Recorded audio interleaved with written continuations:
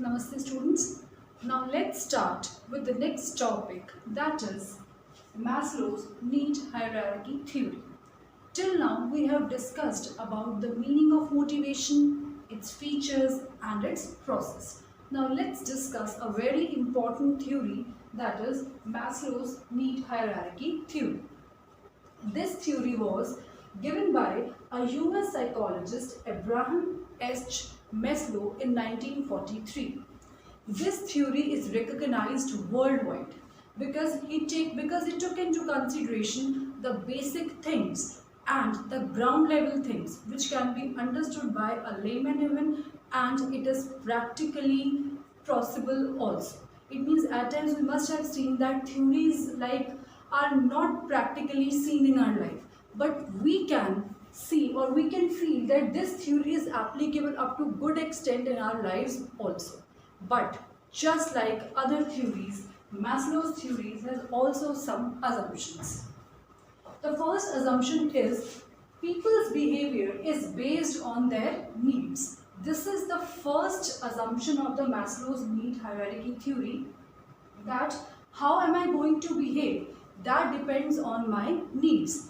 If I am behaving in a positive way, it feels or it shows that my needs are satisfied.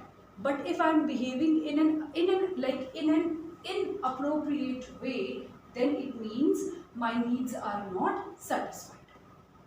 So the first is people's behavior is based on their needs. Second is needs in hierarchical order. He gave us the hierarchy, or he gave us the sequence of 5 needs. Fine. He says that one need is fulfilled, then only the other need will come up. When second need will fulfill, then a person will move forward to the third. When third is fulfilled, then a person will move forward to the fourth need. It means that a person is going to satisfy all his needs in a hierarchy. It will not happen that after fulfilling the basic need, he will directly jump over to the top level need. No, he is going to fulfill all his needs in a hierarchy. So this is the second assumption. Third is next higher level only motivate him. This assumption states that suppose if a person will fulfill his basic level need, then it doesn't mean that now he is satisfied, because you know the nature of human needs. Human needs are countless. We can't just get satisfied the moment we are done with the first need. The moment our one need is satisfied, the second need comes up. So this is the base of the Maslow's need hierarchy theory. Maslow's said this thing: if one need has been fulfilled, then the person will not remain motivated, because immediately at the same time the next need comes in his mind. But he will fulfill the top level need only when he will be satisfied with the lower level need. It means if I am saying there are 5 needs, then after fulfilling the first need only, he will go to the second need. After fulfilling the second need, he will move to third. After doing the third one, he will move to fourth, and then at the top level need. So these are the few assumptions of the Maslow's need hierarchy theory, that human needs are countless. We can't remain satisfied. Once our one need is satisfied, we start thinking of something else. Fine. And our behavior is based on our needs, but we are going to follow all the needs in the hierarchical order which is given by Maslow. Fine. This is the most important assumption. He says that if suppose if he has given 5 different needs, no, then a person will have to fulfill all those needs in hierarchy. First of all, number 1, then 2, then 3, then 4, and then 5. So let's start with the first need. You can see I have written on the board, that is physiological needs. Physiological needs are the basic needs of a person. We will study the meaning of physiological needs from the point of view of an individual as well as from the point of view of an organization also, so that things can be more clearer to you. Rather, we will be studying the meaning of each and every need from the point of view of a school or a classroom also. Let's start. If a person is not getting food to eat, eat, shelter to live in, or clothes to wear, do you think so that he is going to survive for long? No. It means that food, shelter and clothing are the basic needs which is must to be followed. Because if a person is not getting these three things, do you think so that he can think for some other things? Because these are the basic criteria. Food is necessary for survival. If you are not alive, then how can you think of other things? It means that for survival, consumption is required. That's why first of all an individual will strive or will work hard to get the basic things like food, shelter and clothing. It means from individual's point of view, the physiological needs are food, shelter and clothing.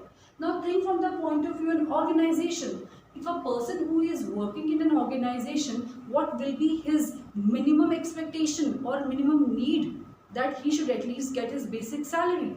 Now in this corona pandemic, you must have seen that many people have become jobless, or those who are working, they are not getting proper salaries. It means that their basic or physiological needs are not being fulfilled. Then how can they think of some other needs? Fine.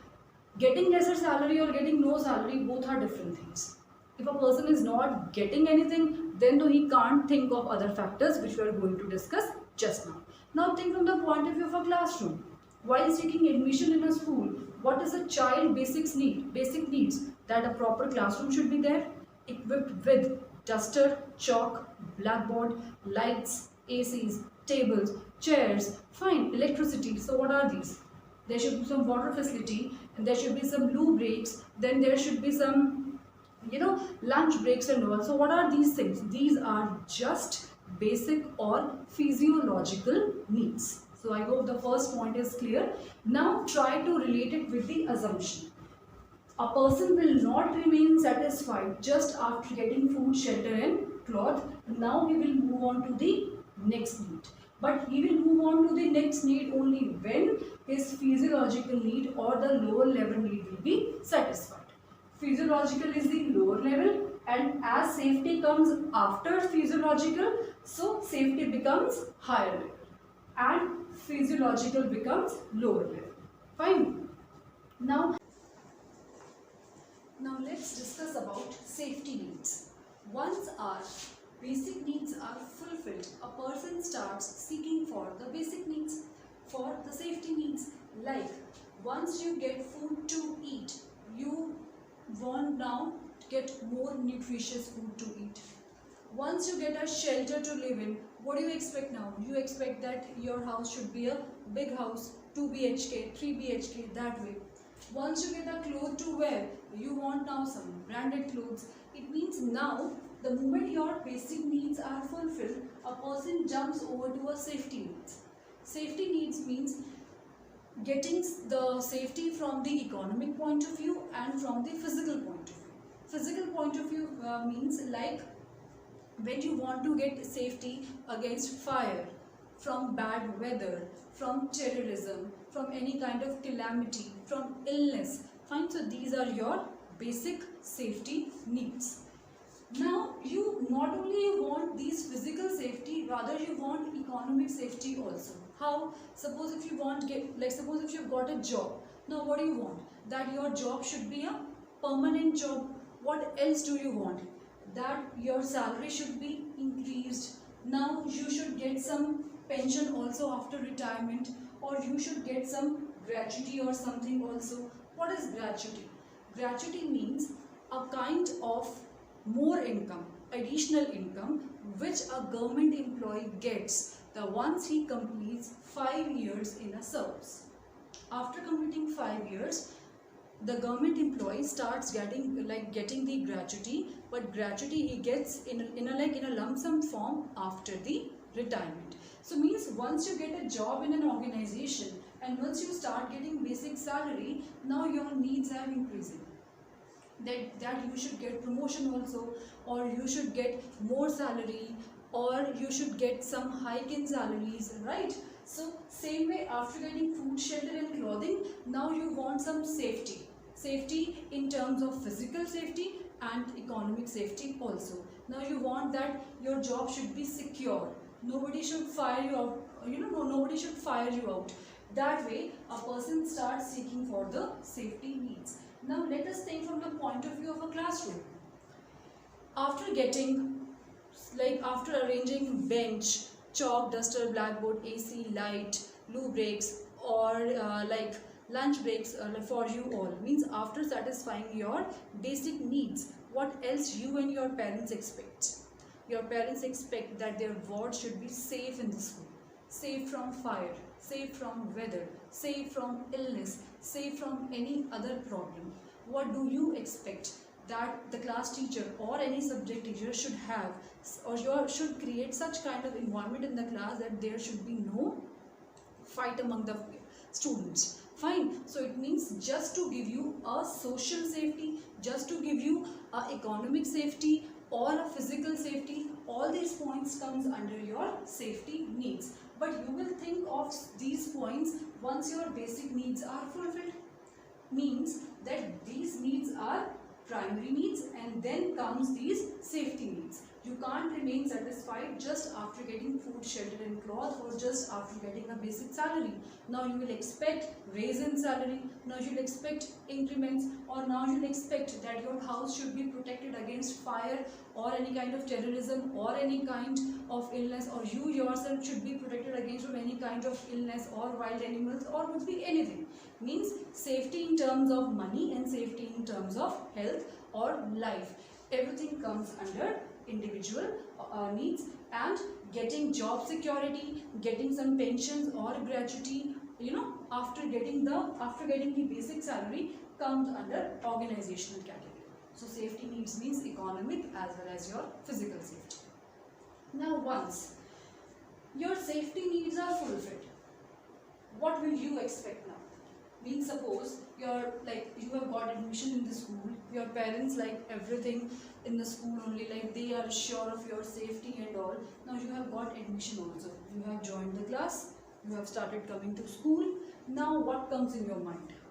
That you should get some affection from your teachers, you should get acceptance from your friends, from your new classmates or from your classmates, or there should be friends, you should have some friends with you. Because if you don't have friends, do you think so you'll be able to survive? I don't think so. I have seen many students who are new, and if they don't find good friends, they leave the school also. Why? The reason is, what is the reason? Because if a person is not able to feel that he is accepted, or if he is not getting proper love, care and affection, he might not be able to survive.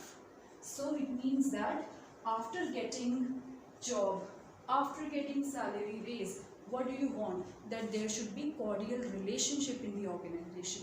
You should have some friends with whom you can talk, with whom you can discuss, with whom you can share, with whom you will feel happy. A single person or an individual or a lone person can't remain happy for long. He have to have some friends so that he feel belonged. A sense of belongingness should be required. A sense of belongingness is important. If a person is not able to feel happy, how will he work in an organization? So it means your social needs can be fulfilled in an organization through informal groups. Because I hope now you know the meaning of informal groups, no? So it means your friends are required. Friendship, affection, acceptance, sense of belongingness is required. Once this need is satisfied, now this needs comes in your mind that now fine, I've got a job and I've got a job security also, but why am I not feeling happy? Because I don't have friends. Now I need friends with whom I can maintain some cordial relation so that I can feel affect, so that I can feel accepted. I should have friends with whom I can discuss or share my problems. Somebody should be there who can give you proper love, care and affection. So these are the social needs which are must to be fulfilled. And as you as a student can also feel this thing, if you have a group in the class or in the school, you are on cloud 9 rather. Why? Because when you have friends, you feel happy, you feel satisfied, contented, because your friends, they care for you. Money is not everything. Fine, because after getting good amount of money also, if nobody likes you, if nobody wants to talk to you, you will not work in that organization for long, that's for sure.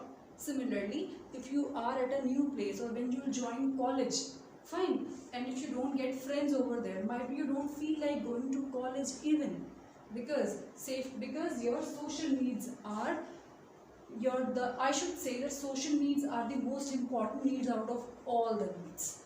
Fine. So now come to the next, that is esteem or ego needs. Now you have got friends, you have got good salary, like I'm talking about from the point of view of an organization right now, that a person has got good job, promotion, increments, friends also he has. Now what he will expect? Now he will expect status and recognition. He will expect that his boss should recognize him, should appreciate him in front of everyone, should appreciate him individually, privately, or in group. Because the feeling of recognition, the feeling of getting some importance in an organization is also very important. Again, I'm repeating, money is not everything. Though you are getting good salary in a company, but your employer, is not realizing your worth. Your employer, he never appreciates you. No doubt he is giving you salary, but he is not giving you appreciations. He is not giving you that kind of bond what you are looking for. Then obviously you will not feel satisfied. You want this thing that you are working hard for the company. Money is not everything. Your boss should praise you, should give you some kind of reward, non-monetary reward, which makes you feel happy. It means that once you got salary, promotion, friends, now you're looking for status. Because if you are working in an organization for long, then you also expect that somebody should give you regard over there. New employees should give regard to the old employees. The boss, your employer, should appreciate you in front of them. So such needs are known as ego needs. And when you have now come from the point of view of individual, now once you get food to live in, your health is also fine, house is also fine, you are physically and economically safe, now you start thinking of having good friends. Now after getting good friends, what comes in? Your ego comes in, your self-respect comes in. Otherwise generally people get confused between ego and self-respect.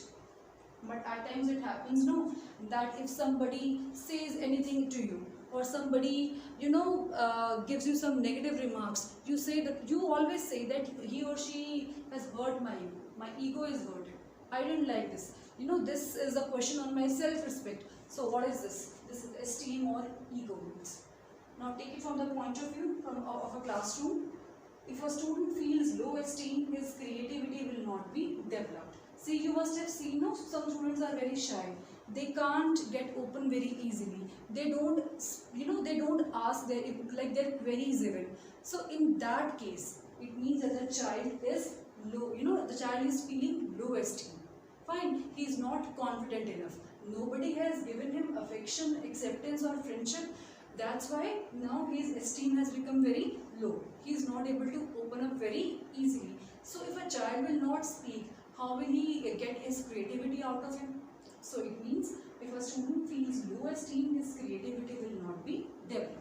Secondly, if a teacher scolds you in front of the whole class, you feel that your ego is hurt, that your self-respect is hurt. But what do you want? That if you have done something good, then you should got appreciation in front of everybody. So what is this? This is your ego needs, this is your esteem needs. You want to get praise in society. You want to have good status. You want that everyone should like you. You want that you should be the center of attraction. So these are your ego needs. So classroom should be free from emotional bullying. Why did I write these points? Because these are just common points. Our teacher always tries to create such a environment in the classroom that nobody should bully anybody on the basis of emotions. Like suppose if you are from some states, let's say from Punjab, and if a child who is from Himachal, if you criticize about his state, will he or she like it? If a child from Punjab will criticize a child who has come from Himachal, will a child from Himachal like this thing? No, he will not. So a teacher should create such an environment in the class which should be emotionally bully free.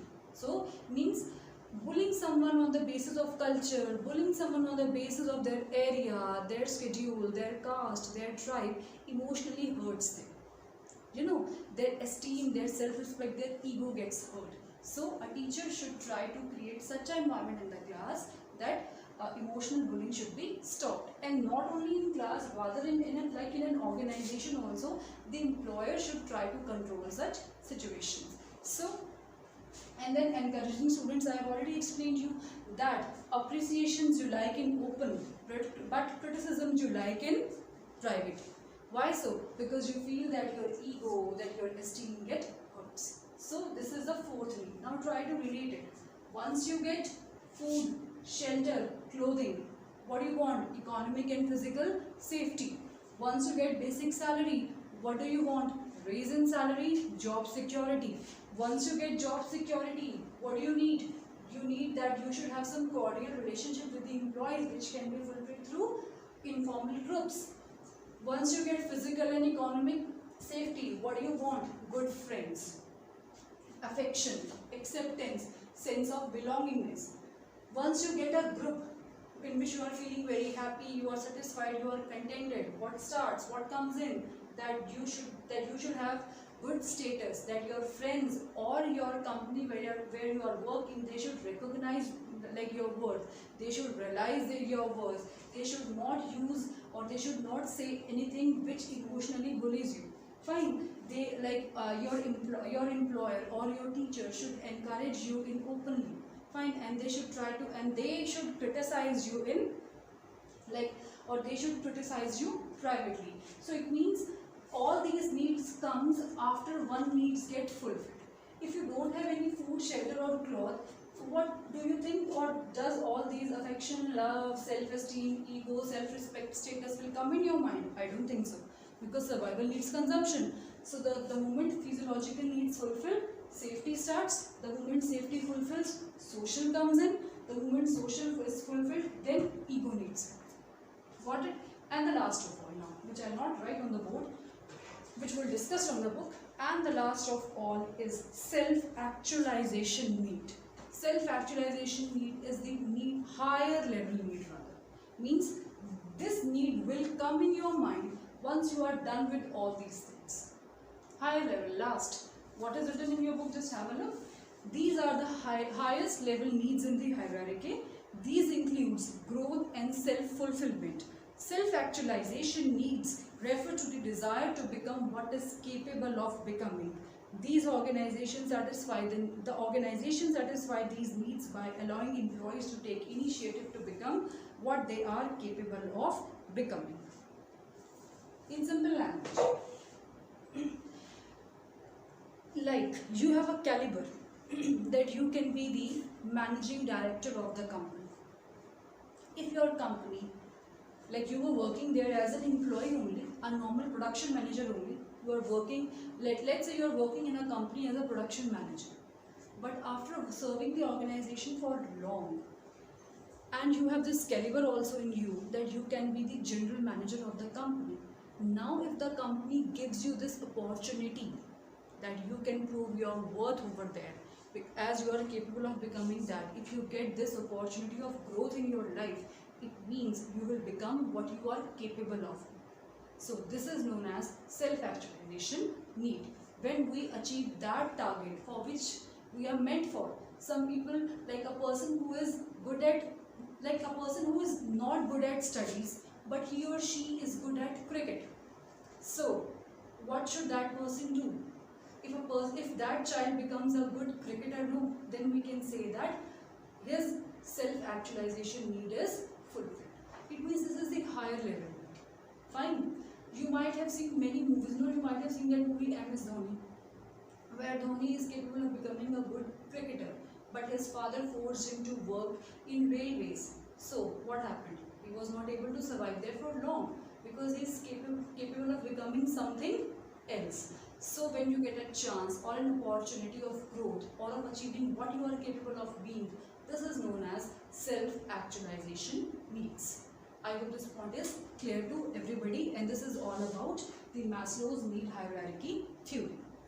First comes physiological basic needs, then comes safety needs, then comes social needs, and then esteem, ego needs, and the last is the self-actualization needs. Like many students out of you are capable of becoming a good leader, fine, a good fashion designer, a good singer, a good dancer, a good player. But all these things you'll achieve once your these needs are fulfilled. You might have seen many reality shows also, like that Rising Star or Indian Idol or something, where parents they oppose it, that a child should not waste his time only in singing because इससे पूरा career नहीं बन जाता. You might have seen such instances. What do they expect from their child? That at least their child first of all should get a job so that his basic need, safety need, social need and esteem need should be fulfilled. But a child wants to become something else. So when while working, or like you might have seen that a person is already an engineer but still he like has given auditions for some singing competition and all, and suppose if he get a chance or to become a finalist and all, it means that he has achieved his final goal and he has become what he is capable of being. So this is the Maslow's need hierarchy theory. I hope it's clear to